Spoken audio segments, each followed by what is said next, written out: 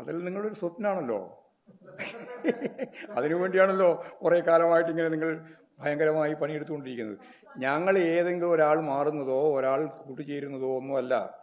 Party സംഘടനാപരമായിട്ടുള്ള ദൗർബല്യങ്ങളെ ഞങ്ങൾ കൃത്യമായിട്ട്, ഞാൻ നേരത്തെ പറഞ്ഞില്ലേ, ആദ്യം ആമുഖമായിട്ട് പറയുമ്പോൾ പറഞ്ഞില്ലേ, എല്ലാ തലത്തിൽ നിന്നുമുള്ള എല്ലാ വിവരങ്ങളും പരിശോധിച്ച് ഞാൻ ഉൾപ്പെടെ എല്ലാവരും എങ്ങനെയൊക്കെ മാറണം എന്നതിനെ സംബന്ധിച്ചുള്ള വ്യക്തമായ കാഴ്ചപ്പാട് രൂപപ്പെടുത്തി അതിൻ്റെ തുടർച്ചയിൽ കർമ്മ പദ്ധതികളാണ് നമ്മൾ ഉദ്ദേശിക്കുന്നത്.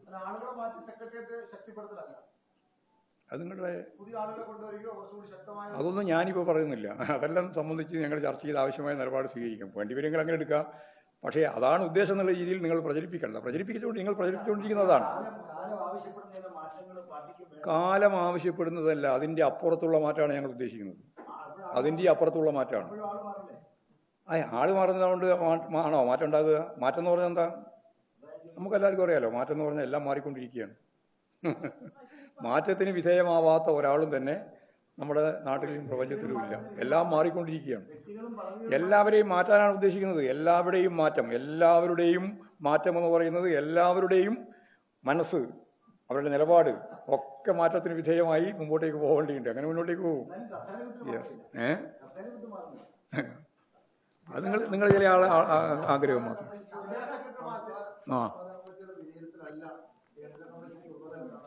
അത് നിങ്ങളുടെ കയ്യിലുണ്ടല്ലോ, പരിശോധിച്ചിട്ട് റിവ്യൂ ചെയ്താൽ മതി.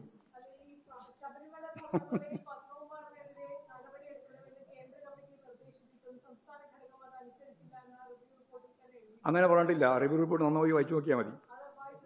ഒന്നും കൂടി വായിച്ചു നോക്കൂ. വായിച്ചു നോക്കൂ. ഇല്ല, അങ്ങനെ പറഞ്ഞിട്ടില്ല. ഇത് സംഘടനാപരമായ കാര്യമല്ല.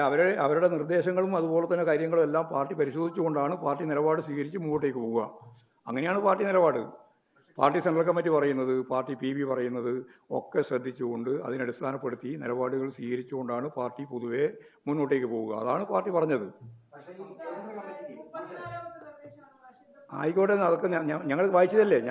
ഞാൻ ഉൾപ്പെടെ തയ്യാറാക്കിയ റിപ്പോർട്ടാണല്ലോ. PBയും അതുപോലെ തന്നെ CCയും തയ്യാറാക്കിയ റിപ്പോർട്ട്. അതുകൊണ്ട് കൃത്യമായിട്ട് ഞങ്ങൾക്കറിയാം എന്താണ് ഉപയോഗിച്ച പദം വരെ നമുക്കറിയാം.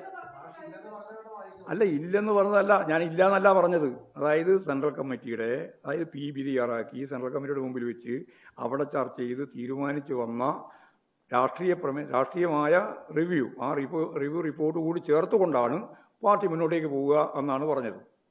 അല്ലാണ്ട് പാർട്ടി സെൻട്രൽ കമ്മിറ്റി വേറെ സംസ്ഥാന കമ്മിറ്റി വേറെ എന്ന രീതിയിൽ എടുക്കേണ്ടിയില്ല. അങ്ങനെ വരുമ്പോൾ സെൻട്രൽ കമ്മിറ്റിയുടെ നിർദ്ദേശങ്ങൾ, പാർട്ടി PBയുടെ നിർദ്ദേശങ്ങൾ, അല്ലെങ്കിൽ മേലെ നിന്ന് വരുന്ന സഖാക്കളുടെ നിർദ്ദേശങ്ങൾ, ഇതെല്ലാം ചേർത്തുകൊണ്ട് പരിശോധിച്ചുകൊണ്ടാണ് പാർട്ടി മുമ്പോട്ടേക്ക് പോകുന്നത്.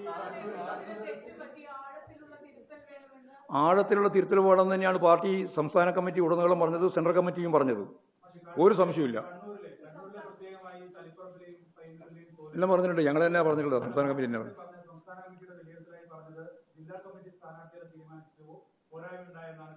അതെ, അത് മാത്രമല്ല സംസ്ഥാന കമ്മിറ്റിക്ക് അതിൽ ഇടപെടാൻ കഴിഞ്ഞില്ല എന്നുള്ള ദൗർബല്യവും ഞങ്ങൾ ചൂണ്ടിക്കാണിച്ചിട്ടുണ്ട്. ആ ദൗർബല്യം ഇപ്പോൾ CCയും ചൂണ്ടിക്കാണിച്ചിട്ടുണ്ട്. അത്രയേ ഉള്ളൂ.